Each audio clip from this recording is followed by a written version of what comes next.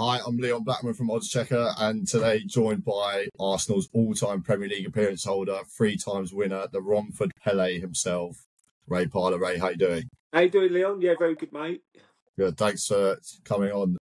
Just want to talk to you about Arsenal. We've got the season underway soon. How are you feeling about this season for Mikel Arteta? Well, yeah, I'm always optimistic. I mean, I think the window's been pretty good. They've signed some good players, which they needed. Always need to strengthen. Lost a couple of players as well, obviously, but the players they brought in are very, very good, very experienced in all competitions and even internationally. So I'm always optimistic. I think the injuries last season really got to them a little bit. So I think that's what they've got to really look at. Trying to keep people fit, try and rotate at the right times, and and not too upset the team. I think they're going to be there and thereabouts again. They've just got to keep, learning from their mistakes, from what not winning it. And once you do win that first one, suddenly you can go on a little run. But this Premier League is going to be unbelievable, really is, because I mean, lots of teams are strengthened. So it's so competitive that I'm really looking forward to this season. And as a player, you can't wait now to get on the way, because you've had your pre-season. Probably the last week before the season starts, you're just ticking over, you're ready to go. And I'm sure the players are really looking forward to it as well now. And your experience being that close to a title, second and third, like in consecutive years, do you feel like you're getting closer and you're adding more, or is it just does it get to a point where you're just frustrated with? I think it was frustrating last year a little bit, because no one expected Man City to do what they did and have a bit of a nightmare. But Liverpool, fair play to Liverpool. I look at key players in their team, Van Dijk, Salah, and all people like that. They sort of didn't get injured at all throughout the season. And where you look at Arsenal's team, and look, Havertz was injured, Saka, Odegaard was out. Some key members of that team were out for periods. Gabriel as well at the back. And I think that affected him. So I think Mikel knows that he had to strengthen the squad. So he's brought some quality in. Obviously, you've got good young players who can hopefully improve next year again, like Miles Skelly and Waneri and people like that. Max Dowman is doing really well. I was so impressed with him on the tour. He's going to be a player for the future as well. And obviously, you're bringing in good, experienced players, Mendy and people like that, who are very, very good in there. But second is no good, really. I've always said that, coming second. I know it's Champions League football, and that's very important for any club, but, no one remembers who comes second. People remember who won the league. So I'm just hoping that they can stay injury-free, key players, and, learn from their mistake. And obviously, with the striker coming in, they've got a figure point now to say, look, we're gonna make chances for you. You make sure you score them. Simple as that. And a lot of pressure's on him, but I think he's a good young player, and he knows the English league from when he was at Coventry. And I think he's the key, really. They can get him going and get him scoring goals. Then that was probably where they missed out last season.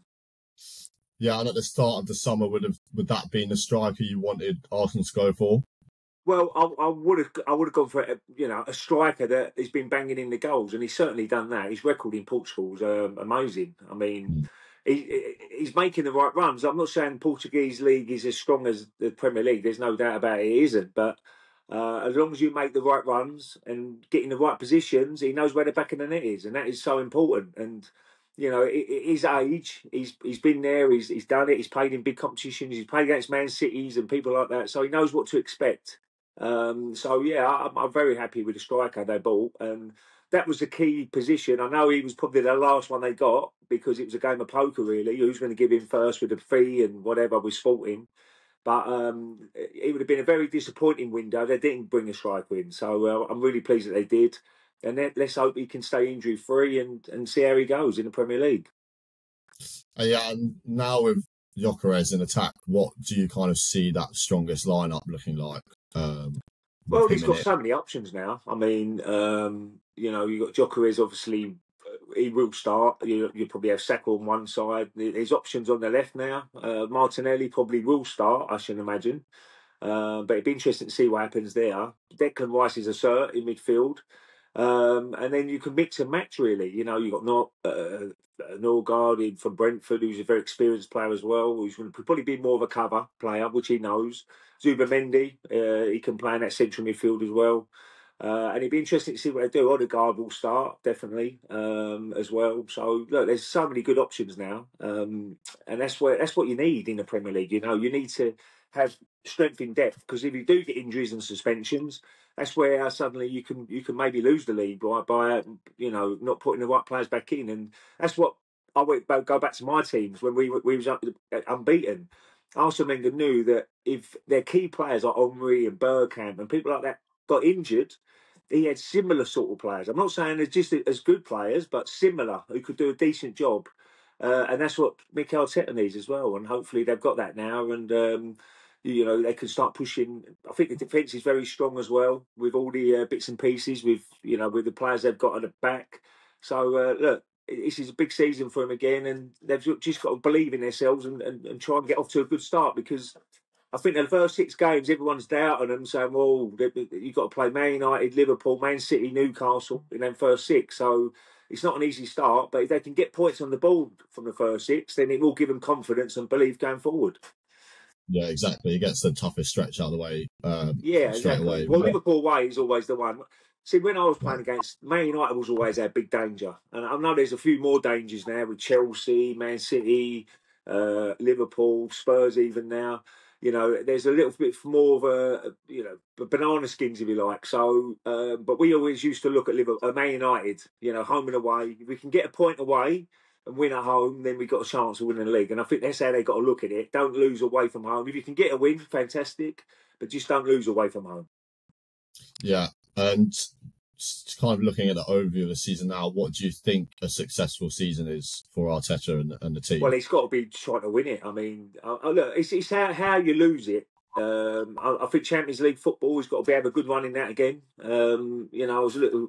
They had chances against PSG. I know PSG were a brilliant side and they deserved it in the end, but that away leg, if you score early away in that, in which they had chances, and obviously the goalkeeper had a blinder over two legs. I think the home game they lost it really by losing. You lost the early goal, and you need to take a lead to Paris if you can, which they didn't, and that's probably where they lost it. But they need a good run in that again.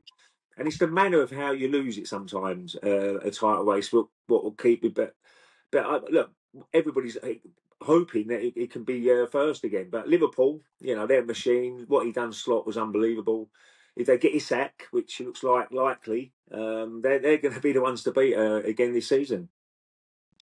Yeah, it looks dangerous prospect for everyone Well, they're else. going to be big favourites in there. Liverpool are going to be probably big favourites. If they get Isak as well, I mean, I'm guessing there'll be even money 5-4, I should imagine, to win it. But Arsenal should be 9-4, 5-2, I should imagine, which is second favourite. And then obviously Man City and Chelsea.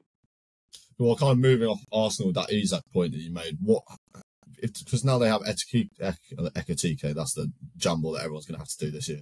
It's a key. Yeah, all of his names. Now they've got those two, Hugo and Isak. Let's go with that. How do you see that working? It's going to be tough, those two playing together, unless they go 2 up top. Yeah, it'd be interesting to see. I think obviously Isak could start, definitely. And he'd be probably off the bench a little bit, the other guy. But look, Diaz is gone, isn't he? Diaz is gone from Liverpool, who's a good player as well. He played up top quite a bit. And obviously the sad news with Jota, which they will miss out on him as well. So they've replaced those 2 players with the 2 players they're going to bring in who good quality. So that's what you've got to keep doing. If you want to stay at the top of the league and try and compete every single season, you've got to keep trying to improve your squad. And the players they've bought in Liverpool, I must admit, have been very, very good as well. So I always say they're the ones to beat this year again. Man City will be better. They won't be as bad as they were last season. Definitely not in that period where they lost 5 in a row, which was a little bit like Leicester winning the league, probably. 5,001 sort of chance. Yeah. But it's good. That's why I'm really looking forward to it. Chelsea, obviously, club world champions and whatever. They've got a great little midfield there. I do like their midfield. They're very young. Casido and Fernandez, and you've got obviously Palmer was on good form, so they're going to be a good side as well. So that's why it's going to be so competitive. But Arsenal have got to be looking to say, look, we've got to win that title again this season. Yeah. Do you think a season coming second or third, and maybe an FA Cup, and a Champions League semi-finals, would that go down as a good season for you? Probably. I mean, if you can get to the final and win a trophy is always the most important trophies to win. I mean, if it's FA Cup, League Cup, whatever it's going to be, it's still a trophy, and it still goes in your mantelpiece, and it's still you remember it that season for winning something. So I think that's going to be the pressure. But you want the big ones. You know what I mean? Champions League. Look, Arsenal never won the Champions League, so we should have probably won it in my era, but we didn't. We just had that little bit of bad luck at times and went against us. And that's what happens in cup competitions. But obviously, the big two you really want is obviously the Premier League or the Champions League. So Yeah. that you can get one of those, and which they're capable of doing. There's no doubt about that with the squad they've got. Then that would be the icing on the cake. And I think Mikel Arteta is the right man. I really the problem you've got is when you get rid of managers, you've got to have a plan, haven't you? You've got to have a plan to say who's going to come in. And there's not that many managers around who can come into that club. So I think Josh Kroenke knows that he's got the right man, and that's why he's backing him. That's why he's giving him money and saying, look, go out, and if you need a striker, we're going to get you one. If you need that, we're going to get you one. And there can't be no complaints now from the fans about the owners not putting their hands in their pocket because they've spent a lot of money, and now it's hopefully. If they think they've got the right manager, then it's time now. The players have got to step up and really go for it and try and win that trophy.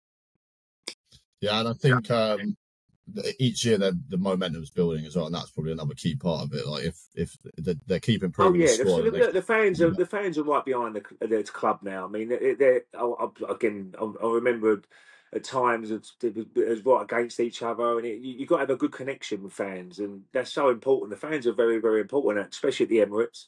Get really behind the team and whatever. So I think there's a really good connection now with the players and the fans, and that helps. It certainly helps the cause, if you like, to try and push it, but again, it all comes down to results, and that's how you're going to win it. You've got to be the most consistent team. You've got to be the one that can grind out results at times when you're not playing well. Which certainly my team's done that while I played in. When we weren't playing very well, we've managed to get a draw out of something, and that could have been vital during the season. So that's what they've got to learn to do, and just give it everything they've got. and just moving on now, like it'd be good to hear who you think is going to be the top six and what order you can see that happening in. Well, I'm obviously I can't wait.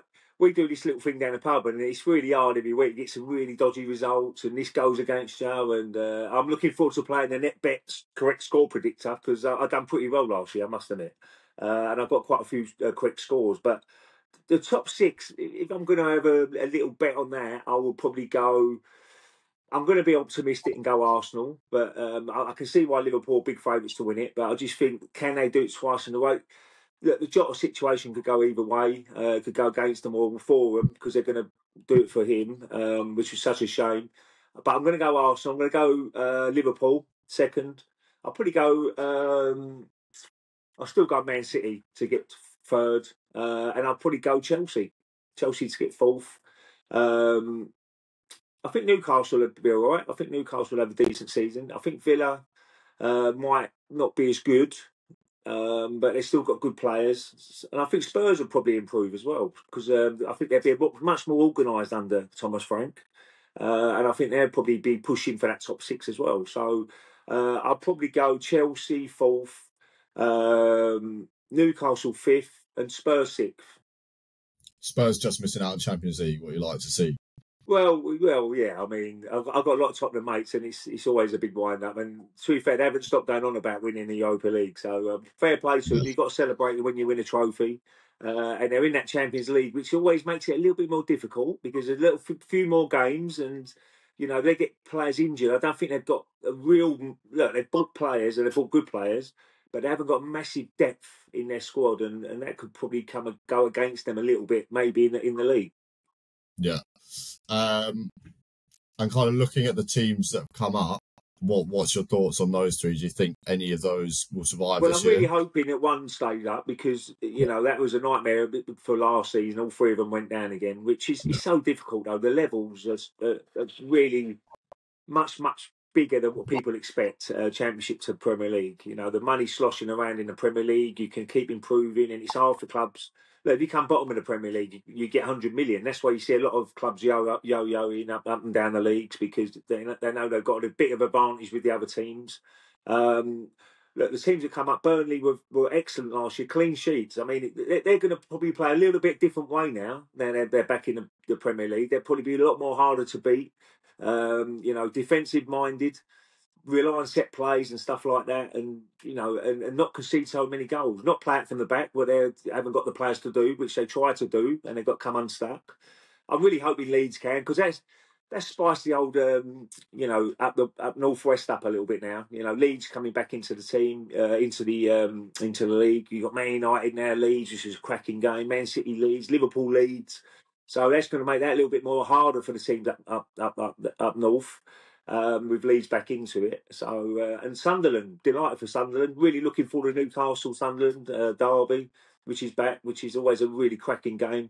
But you've got to say, if one of them could stay up,